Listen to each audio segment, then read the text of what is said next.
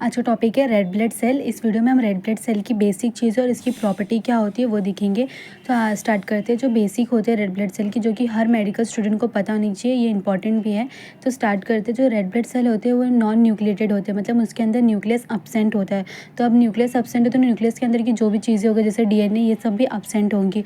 जो आरबीसी होते हैं इसको ऑल्सो कॉल्ड क्या बोलते हैं, इरेथ्रोसाइट भी बोलते हैं। इरेथ्रो मतलब रेड होता है। जो आरबीसी होती है वो रेड कलर होती है क्योंकि उनके अंदर क्या प्रेजेंट होता है, उनके अंदर हीमोग्लोबिन प्रेजेंट होता है। तो red colour of RBC is due to the presence of colouring pigment haemoglobin. और आरबीसी का नॉर्मल काउंट कितना होता है, 4 to 5 point million per cu m m होता है। मेल में 5 million per cu m m होता है, फीमेल में 4.5 million per cu m m होता है। तो फीमेल में मेल के कंपैरिजन में जो आरबीसी का काउंट है वो कम क्यों है, इसका एक मेन रीज़न है कि उनके मेंसेस साइकिल जो होते हैं इनका इसकी वजह से फीमेल में थोड़े कम होते हैं एज़ कंपैरिजन टू मेल में। शेप कैसा रहता है, जो आरबीसी होता है वो डिस्क शेप का होता है और बाइकॉनकेव शेप का होता है। डायमीटर कैसा होता है आरबीसी का, 7.2 माइक्रो इसकी डायमीटर होती है आरबीसी की। Thickness at the periphery it is a thicker with 2.2 micro and at the centre it's thinner 1 micro. ये ऐसा क्यों है, इसका मतलब पेरीफेरी पे 2.2 और थिनर है सेंटर पे 1 माइक्रो, क्योंकि ये जो इसका शेप है वो बाइकॉनकेव शेप का होता है, जैसे कि इस डायग्राम में देख सकते हैं।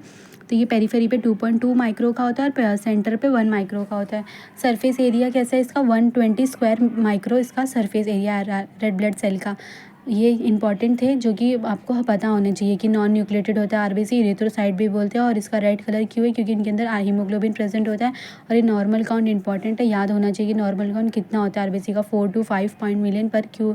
मेल्स में कितना होता है पता होना चाहिए, फीमेल में कितना होने ये भी पता होने चाहिए, फॉर इंपॉर्टेंट याद होने चाहिए। और शेप कैसा होता है, बाइकॉनकेव शेप का होता है, डिस्क शेप का होता है, इसकी सरफेस एरिया, ये सब याद होने चाहिए।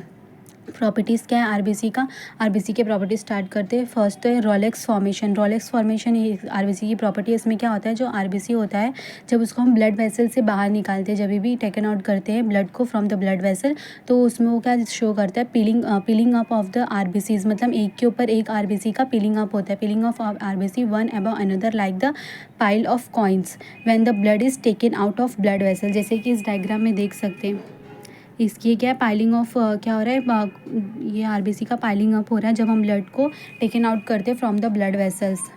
It is accelerated by plasma protein globin and fibrinogen. ये एक्सेलरेटेड होता है plasma protein globin and fibrinogen से। आरबीसी की स्पेसिफिक ग्रेविटी कितनी है, 1.0922 to 1.101 इसकी आरबीसी की स्पेसिफिक ग्रेविटी है।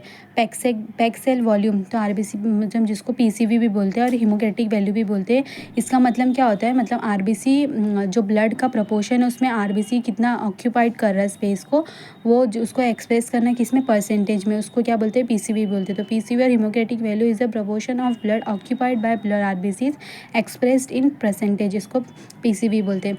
सस्पेंशन ऑफ स्टेबिलिटी, जो कि प्रॉपर्टी आरबीसी की, इसमें क्या होता है, it is the ability of RBC to remain suspend uniformly in the blood during circulation. मतलब ऐसा नहीं कि आरबीसी किसी जगह, जैसे ये आरबीसी है, ये ब्लड वेसल, इसमें आरबीसी की जगह पे बहुत ज़्यादा है, किसी जगह बहुत कम है, भी ऐसा नहीं होता। आरबीसी हर जगह पे यूनिफॉर्मली हर जगह पे प्रेजेंट होती है, क्योंकि ये इसकी प्रॉपर्टी है। It is the ability of RBC to remain suspend uniformly in the blood during circulation. ये था आरबीसी की बेसिक चीज़ और इसकी प्रॉपर्टी।